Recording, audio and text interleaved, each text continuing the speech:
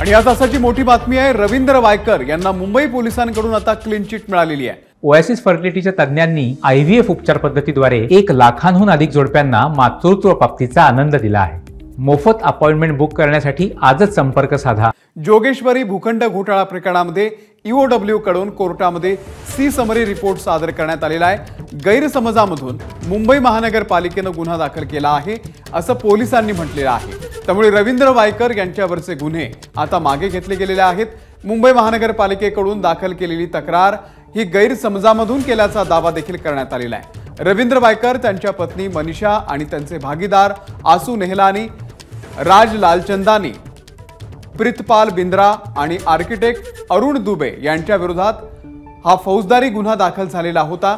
महाविकास आघाडी सरकारच्या काळामध्ये सार्वजनिक वापरासाठीचा राखीव भूखंड लाटून त्यावरती पंचतारांकित हॉटेल बांधण्याचा घाट घालून 500 कोटींचा घोटाळा केल्याचा किरीट सोमय्या यांनी आरोप केलेला होता।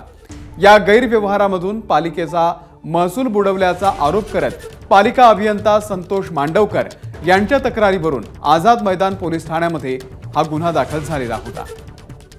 अमेय राणे या संदर्भातले अपडेट देतील। अमेय, या संदर्भात आता कुठेतरी रवींद्र वायकर यांना दिलासा मिळालेला पाहायला मिळतोय, कारण की ज्या जोगेश्वरी भूखंड घोटाळा प्रकरणी रवींद्र वायकर यांच्या मागे चौकशीचा ससेमिरा लागला होता आझाद मैदान पोलीस स्थानकात, यावेळी या संदर्भात गुन्हाही दाखल झालेला होता आणि मग हा तपास पुढे मोठा असल्यानं 500 कोटींचा गैरव्यवहार असल्याचा आरोप असल्यानं तो EOW कडे वर्ग करण्यात आला। EOW ने यात तपास केला, परंतु या तपासात काही तथ्य आढळलं नाही आणि पालिकेची तक्रार ही गैरसमजातून आणि चुकीच्या माहितीवरून झाल्याचा निष्कर्ष काढत मुंबई पोलिसांच्या आर्थिक गुन्हे शाखेनं कोर्टात आता सी समरी रिपोर्ट सादर केलेला आहे। हा रिपोर्ट आता स्वीकारायचा की नाही हा कोर्टावरती निर्णय आहे।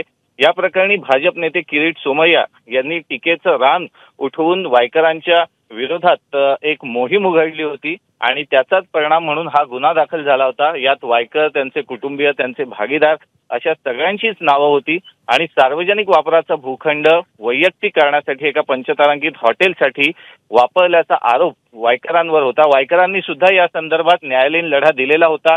हायकोर्टात या संदर्भातलं प्रकरण होतं, त्यानंतर ते वरच्या कोर्टात सुद्धा गेलं, परंतु आता मुंबई पोलिसांच्या आर्थिक गुन्हे शाखेनं वायकरांना या प्रकरणात क्लीन चिट देत कुठेतरी दिलासा देण्याचा प्रयत्न सुरू केलाय। अमोल, अमेय, धन्यवाद दिलेल्या या संपूर्ण माहितीबद्दल। ABP माझा, उघडा डोळे बघा नीट।